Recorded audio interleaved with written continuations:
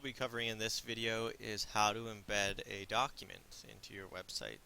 So this can be useful if you wanted to make a portfolio site, showcase a resume, or anything that has a lot of written content that you've put together in a document. May just simply be easier to embed with the Google Docs feature.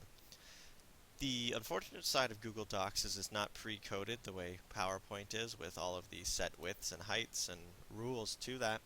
So what we're going to do is need to make some rules to make it show as it should. Because if you don't, it'll just be that tiny little gray rectangle when you originally insert an iframe. So I have just some documents here. I'm going to open up just a course outline, for example. Open it with Google Docs.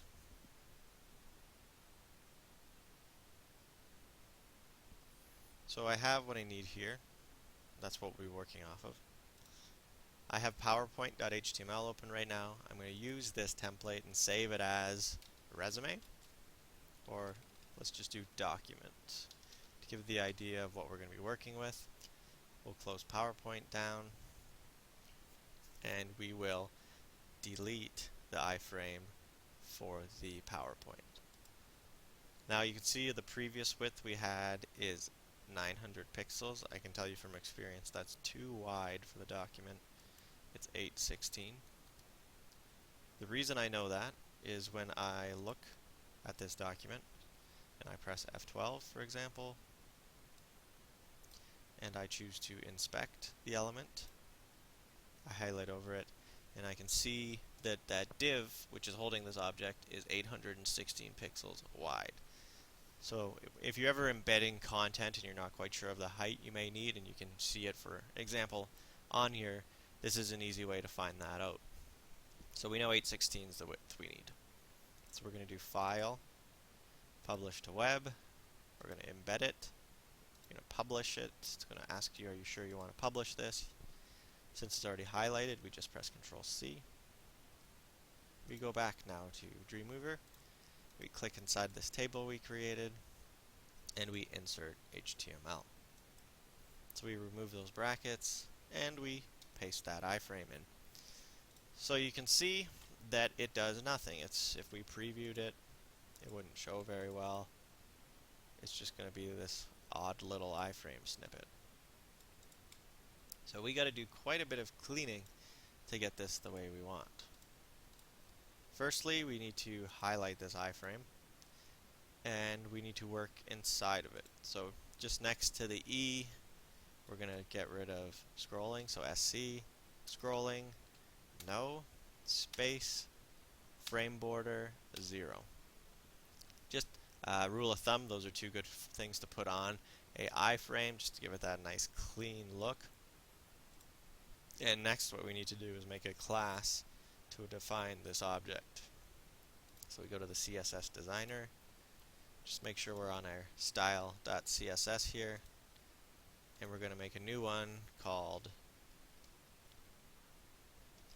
document. Make sure you put the period before it so we know it's a class.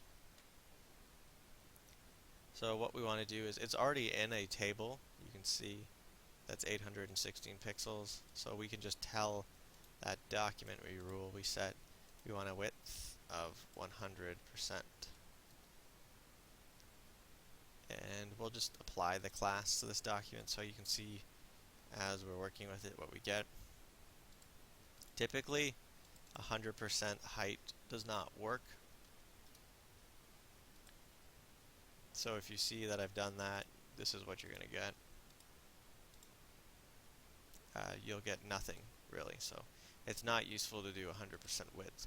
This is going to have to be when you typically eyeball this. I found 1300 pixels is about one page. So if we go back to that document, it is 1, 2, 3, 4 pages roughly. So it's not quite fully 4. So I'm going to try 4000 pixels. Now we can see it's quite long, and if we go to preview this now,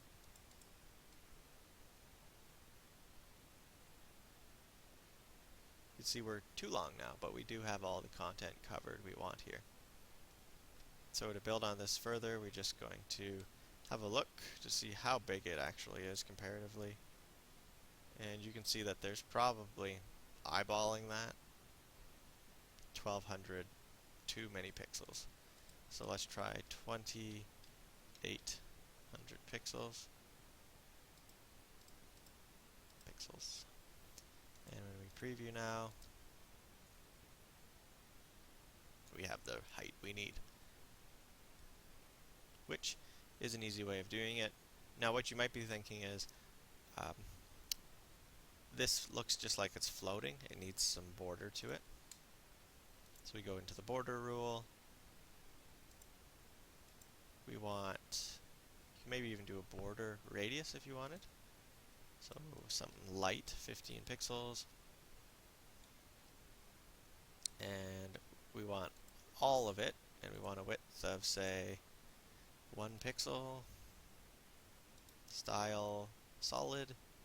Color, I'll just do like a light gray. I don't want it to be too defined. And afterwards, you'll see now, you just have a nice, clean border around your document.